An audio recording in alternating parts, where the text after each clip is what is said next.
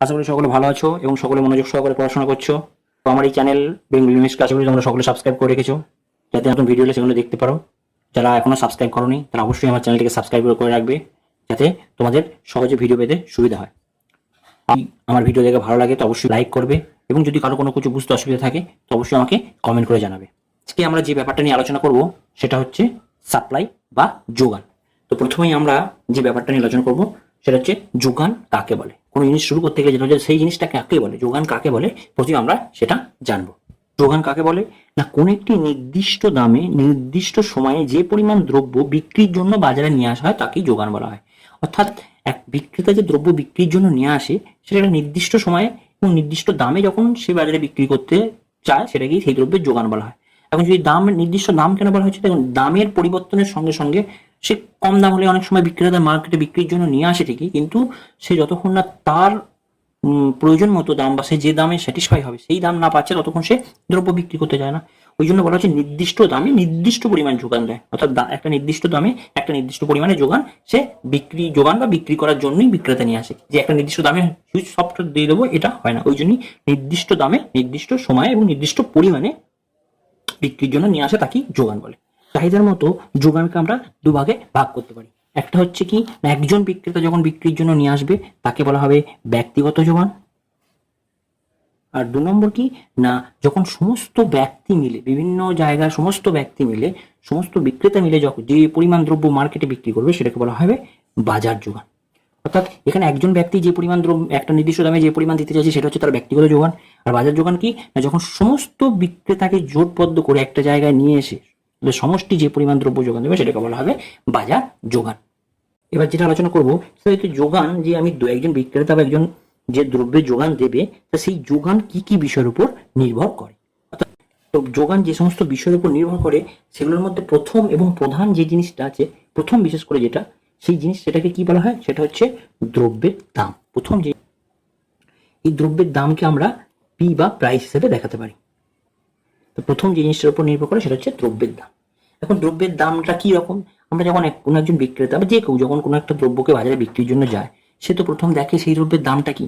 আমরা যদি দেখি যে দ্রব্যের দাম কম, আমার বাড়িতে কিছু আছে, আমি ধান চাষ করেছি, আমার বাড়িতে প্রচুর ধান আছে, তুমি যদি ধান দেখি যে এখনকার যে মার্কেটে তার থেকে কম দামে হয়ে গেছে, তা আমি কখনোই দেবো না। কিন্তু যখন যদি শুনি যে ধানের দাম বেড়েছে প্রচুর, অনেকটা লাভ, যে দামে বিক্রি করলে আমার লাভ হবে সেই দাম পাচ্ছি, তাহলে আমি অবশ্যই আমার ধানটা বিক্রি করে দেবো। অর্থাৎ দ্রব্যের দাম হলো একটা প্রধান ফ্যাক্টর।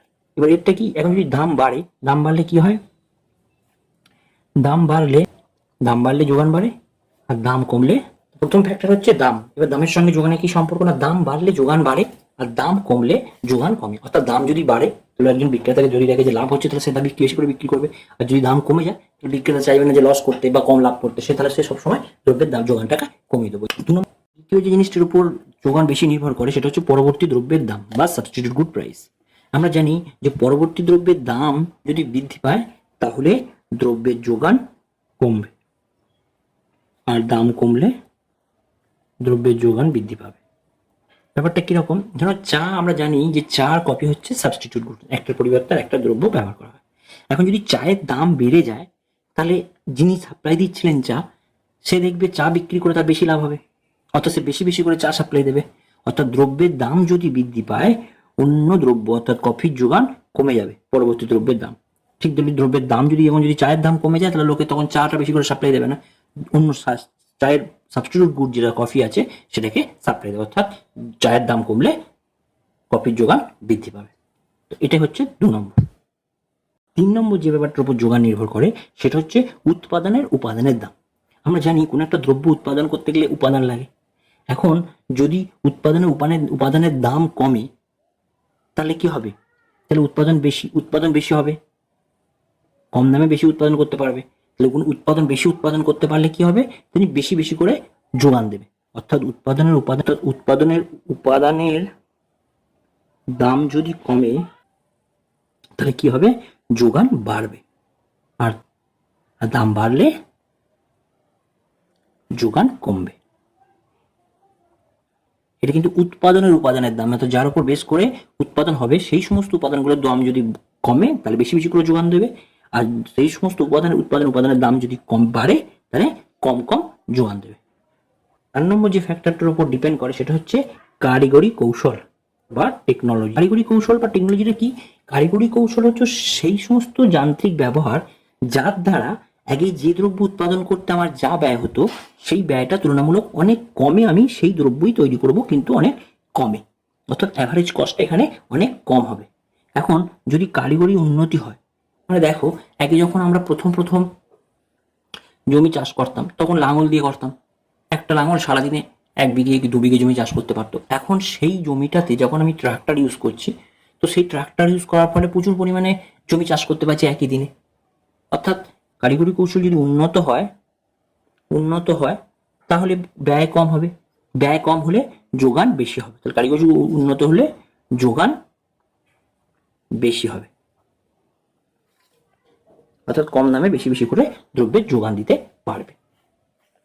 আর 5 নম্বর কি? 5 নম্বর হচ্ছে ভবিষ্যৎ সম্বন্ধে ধারণা। এই দ্রব্যের ভবিষ্যৎ দাম সম্বন্ধে ধারণা কি? অর্থাৎ একজন বিক্রেতার কাছে তার দ্রব্য আছে, সে যদি জানতে পারে যে আমার দ্রব্যের দাম ভবিষ্যতে বাড়বে, তাহলে সে যোগান কম দেবে। অর্থাৎ ভবিষ্যতে দাম বৃদ্ধির সম্ভাবনা থাকলে, যদি সে আইডিয়া করে ভবিষ্যতে সঠিক আইডিয়া কত দাম বৃদ্ধির সম্ভাবনা থাকলে সে বর্তমানে যোগান কমিয়ে দেবে, যোগান কমবে। যদি কমবে তাহলে বর্তমানে ভবিষ্যতে দাম কমবে, তাহলে যোগান বাড়িয়ে দেবে।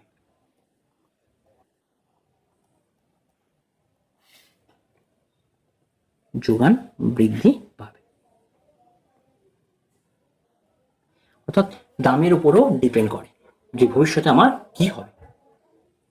অর্থাৎ এটা হলো আমার ব্যাপার। এখন সাপ্লাই বা যোগানকে যদি আমি এস দিয়ে দেখাই, যোগানকে যদি, যেহেতু যোগানকে ইংরেজি টার্ম হচ্ছে সাপ্লাই, তো যোগানকে যদি আমি সাপ্লাই এস দিয়ে দেখাই, তাহলে এস হলো একটা, এস কি কি বিষয়ের উপর নির্ভর করে আমরা লিখতে পারি? X is a function of, লিখতে পারি এখানে দেখো, এখানে লিখেছি যোগান প্রথমে যে জিনিসটার উপর নির্ভর করে সেটা হচ্ছে প্রাইস। এখানে প্রাইসকে আমি পি লিখলাম। তাহলে প্রথম যে ফ্যাক্টরের উপর ডিপেন্ড করবে সেটা হচ্ছে প্রাইস। প্রাইস সাপ্লাই নির্ভর করে প্রথম প্রাইস। তারপর কি? পরবর্তী দ্রব্যের দাম, সাবস্টিটিউট গুড প্রাইস। এটা সাবস্টিটিউট গুড কি করে বলা হয়? এইভাবে লেখা হয়, সাবস্টিটিউট গুড প্রাইসকে এস অফ পি লেখা হয়, অর্থাৎ সাবস্টিটিউট গুড প্রাইস। তাহলে আমি এখানে লিখতে পারি প্রথম পি, তারপর হচ্ছে S of P, substitute good price. তারপরে কি আছে? Input price, I of P. যদি লিখি তাহলে আমি এখান থেকে লিখতে পারি এটাকে আই অফ পি, ইনপুট প্রাইসের উপর ডিপেন্ড করে। এবং চতুর্থত কি? টেকনোলজি। যোগান নির্ভর করে টেকনোলজির উপর, অর্থাৎ এটা লিখতে পারি টি। তাহলে এই টিটাকে আমি এখানে দিতে পারি টি। আর লাস্ট হচ্ছে ভবিষ্যতে দ্রব্যের দামের সম্বন্ধে ধারণা, অর্থাৎ ফিউচার প্রাইস। তো এখানে লিখতে পারি ফিউচার প্রাইস।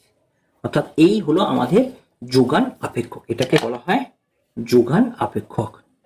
যোগান,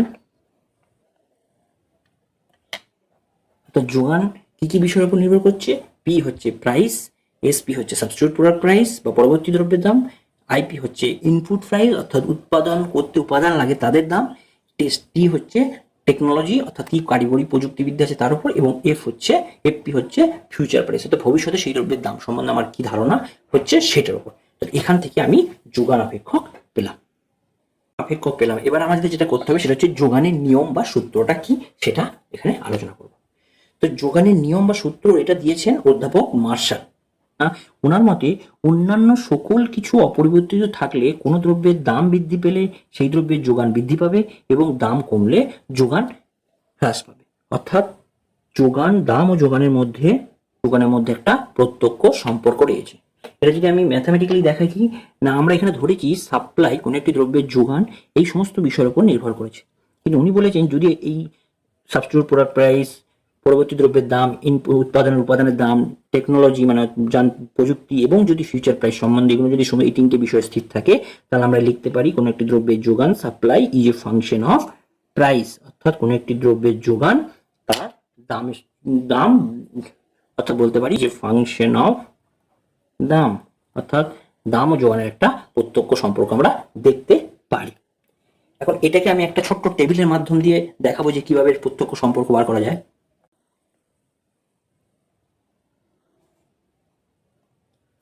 এই ছবিটাতে দেখতে পাচ্ছি বিভিন্ন দামে যদি আমি পুট করি, তো এখান থেকে দেখতে পাচ্ছি যে আমরা যোগান রেখা পেয়েছি। যে যোগান রেখাটা পেয়েছি সেটা হচ্ছে বিভিন্ন দাম বাড়ার সঙ্গে সঙ্গে 5, 10, 15, 20, এখানে 10, 20, 40, 50, অর্থাৎ দ্রব্যের দাম যত বেড়েছে দ্রব্যের যোগান দেওয়ার পরিমাণ তত বেড়েছে। অর্থাৎ দাম ও যোগানের মধ্যে একটা প্রত্যক্ষ সম্পর্ক আমরা দেখতে পাচ্ছি। এবার যেটা আলোচনা করবো সেটা হচ্ছে কেন দাম বাড়লেই যোগান বাড়ে। প্রথমত একটা হচ্ছে, প্রথম যে কারণটা সেটা হচ্ছে মুনাফা। একজন বিক্রেতা বাজারে মালটা বিক্রি করতে আসে কেন? কারণ সে দ্রব্যটা বিক্রি করে কিছু লাভ করবে বা মুনাফা লাভের আশাতেই সে মালটা বিক্রি করতে আসে। এখন কোনো দ্রব্যের দাম যদি বৃদ্ধি পায়, তাহলে সে দেখবে বেশি বেশি দামে, দাম যদি বৃদ্ধি পায় তাহলে বেশি বেশি দামে সে বেশি বেশি যদি দ্রব্য বিক্রি করে তাহলে মুনাফা বৃদ্ধি পাবে। অর্থাৎ দাম বৃদ্ধির ফলে, দ্রব্যের দাম বৃদ্ধির ফলে তার মোট রেভিনিউ বৃদ্ধি পাবে। রেভিনিউ বৃদ্ধি পেলে তার মুনাফাও বৃদ্ধি পাবে। বৃদ্ধির ফলে মুনাফা, রেভিনিউ বৃদ্ধি পাবে এবং রেভিনিউ বৃদ্ধি পাওয়ার ফলে তার মুনাফাও বৃদ্ধি পাবে। অর্থাৎ মুনাফা বৃদ্ধি যেহেতু একজন বিক্রেতার প্রধান উদ্দেশ্য, সেহেতু বেশি বেশি করে দ্রব্য বিক্রি করে মুনাফা লাভ করার চেষ্টা করবে। 2 নম্বর হচ্ছে ক্রমহ্রাসমান উৎপাদন বিধি। এই ব্যাপারটা কি না, যখন একজন উৎপাদক দ্রব্য উৎপাদন করে, সে যখন প্রতি কোনো একটা দ্রব্যকে নিয়োগ করে, তো সেই দ্রব্যের আউটপুট ক্রমাগত কমতে থাকে। অর্থাৎ সেই প্রত্যেকটা দ্রব্য, অতিরিক্ত দ্রব্য উৎপাদন করার জন্য প্রান্তিক ব্যয় বাড়তে থাকে। এখন প্রান্তিক ব্যয় বৃদ্ধি পাওয়ার মানে কি, সেই দ্রব্যটা যদি এখন মার্কেটে বেশি দাম পায় তবে সেই দ্রব্যটা উৎপাদন করে মার্কেটে বিক্রির জন্য নিয়ে যাবে, আর যদি কম দাম পায় নিয়ে যাবে না। অর্থাৎ ক্রমহ্রাসমান উৎপাদন বিধির জন্য দ্রব্যের উৎপাদন ব্যয় বাড়ে। এবং উৎপাদন ব্যয় বাড়ার জন্য এখন বেশি বেশি যোগান দেবে যদি দাম বেশি পায়। অর্থাৎ দাম বাড়লে যোগান বাড়বে, দাম কমলে যোগান কমবে। অর্থাৎ এটাও একটা কারণ যার জন্য সাপ্লাই রেখা উপর দিকে হয়। 3 নম্বর হচ্ছে একজন উৎপাদক যখন দাম বেশি হলে কি হয়, যারা ছোট ছোট উৎপাদক, যাদের অ্যাভারেজ কস্ট কার্ভটা অনেকটা উঁচুতে থাকে, অনেকটা বেশিতে থাকে, তারা যখন দাম কম থাকে তখন মালটা সাপ্লাই দিতে পারে না। অর্থাৎ দাম যদি এখন বেড়ে যায় তখন তারা একটু হলেও লাভ পায়, তো দাম বেশি হলে তাদের যোগান বাড়বে, আর দাম কমলে তাদের যোগান কমবে। অর্থাৎ যখন দেখবে যে দাম বেশি হচ্ছে তখন বেশি মুনাফা লাভের আশায় সমস্ত ছোট বড় সমস্ত ধরনের উৎপাদক যারা উৎপাদন করছে মালটা বিক্রির জন্য বাজারে নিয়ে আসবে। কিন্তু দাম যদি কম হয় সবাই মালটা বিক্রির জন্য নিয়ে আসতে পারবে না, কারণ তাদের খরচা বেশি পড়ে যাবে। ওই জন্য দাম বেশি হলে যোগান বাড়ে, দাম কমলে যোগান কমে। তো এই 3টে কারণের জন্য একটা যোগান রেখা নিম্ন থেকে ঊর্ধ্বমুখী হয়। অর্থাৎ এর সঙ্গে দামের সঙ্গে যোগানের প্রত্যক্ষ সম্পর্ক দেখতে পাই। তো আশা করি তোমরা এই ভিডিওটাই মন দিয়ে দেখেছো, বুঝতে পেরেছো। যদি কারো কোনো বুঝতে অসুবিধা থাকে তো অবশ্যই আমাকে কমেন্ট করে জানাবে। আমি তোমাদেরকে আর এর থেকে যদি সহজ করে বোঝানো সম্ভব হয় তো অবশ্যই বোঝাবো। আর একটা কথা, আমার চ্যানেলটিকে অবশ্যই সাবস্ক্রাইব করবে, লাইক করে এবং কমেন্ট করবে। আমার ভিডিওটি দেখার জন্য ধন্যবাদ। সকলে ভালো থাকো এবং সকলে খুব মনোযোগ সহকারে মন দিয়ে বুঝে পড়ার চেষ্টা করো। ধন্যবাদ।